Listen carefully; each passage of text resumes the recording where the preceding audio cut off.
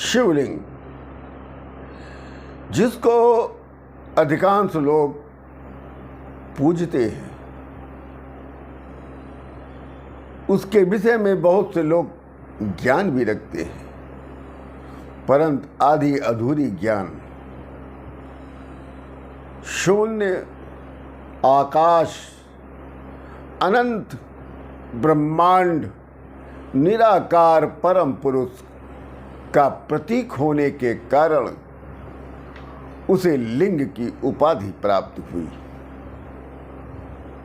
उसे आकाश लिंग भी कहा गया। शिवलिंग वातावरण सहित घूमती धरती, सारे अनंत ब्रह्मांड, क्योंकि ब्रह्मांड गतिमान है, के अक्ष की धुरी का ही लिंग है। शिवलिंग अनंत, जिसका न कोई अंत न कोई प्रारंभ। शिवलिंग का अभिप्राय एक चिन्ह, एक निशानी, एक गुण, एक व्यवहार, एक प्रतीक भी माना गया। पृथ्वी जिसकी पीठ है अर्थात आधार है, और सब अनंत शून्य से पैदा हो, उसी में लय होने के कारण उसे लिंग की उपाधि प्राप्त हुई। शिवलिंग को कई नामों से जाना जाता है।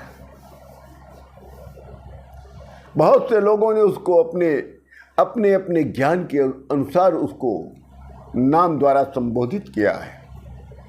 जैसे प्रकाश स्तंभलिंग, अग्नि स्तंभलिंग, ऊर्जा स्तंभलिंग, ब्रह्मांडीय स्तंभलिंग। ब्रह्मांड में दो वस्तु हैं, केवल दो वस्तुएं हैं ब्रह्मांड में, एक ऊर्जा, दूसरा पदार्थ।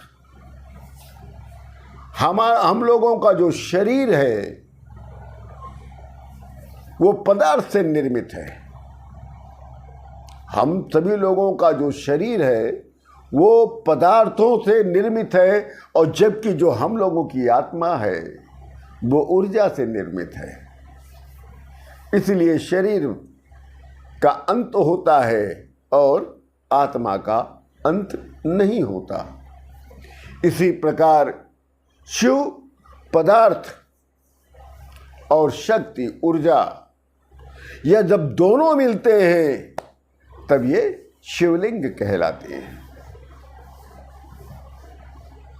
ब्रह्मांड में उपस्थित समस्त ठोस ऊर्जा शिवलिंग में ही निहित है। वास्तव में शिवलिंग हमारे ब्रह्मांड की ही एक आकृति है, स्वरूप है। शिवलिंग भगवान शिव और माता पार्वती के आदि अनादि एकल रूप का एक स्वरूप है। पुरुष और प्रकृति की समानता का प्रतीक भी है। इस संसार में न केवल पुरुष का और न केवल प्रकृति स्त्री का वर्चस्व है, अर्थात दोनों समान है, किसी एक का वर्चस्व नहीं है। लिंग का अर्थ एक प्रतीक से है। लिंग अर्थात एक चिन्ह, और शिवलिंग का अर्थ पवित्रता का प्रतीक। लिंग का अर्थ होता है चिन्ह या प्रतीक, और शिवलिंग का अर्थ होता है पवित्रता का प्रतीक। शिवलिंग 6 प्रकार के होते हैं। शिवलिंग कई प्रकार के होते हैं। वैसे शिवलिंग 6 प्रकार के बताए गए हैं। देवलिंग, जिस लिंग को देवताओं के द्वारा स्थापित किया गया हो उसे देवलिंग के नाम से पुकारा जाता है। दूसरा है असुरलिंग, असुरों द्वारा जिस शिवलिंग की पूजा की जाती है उसे असुर लिंग कहते हैं। रावण ने भी ऐसे एक शिवलिंग की स्थापना की थी। रावण की तरह कई असुर थे जो भगवान शिव जी के बहुत बहुत बड़े भक्त थे। तीसरा है अर्शलिंग। पुराने समय में ऋषि मुनियों द्वारा जिन शिवलिंगों की पूजा की गई उसे अर्शलिंग के नाम से जाना गया। चौथा आता है पुराण लिंग। पौराणिक युग में व्यक्तियों द्वारा स्थापित किए गए शिवलिंग को पुराण लिंग के नाम से जाना जाता है। पांचवा है मानव लिंग।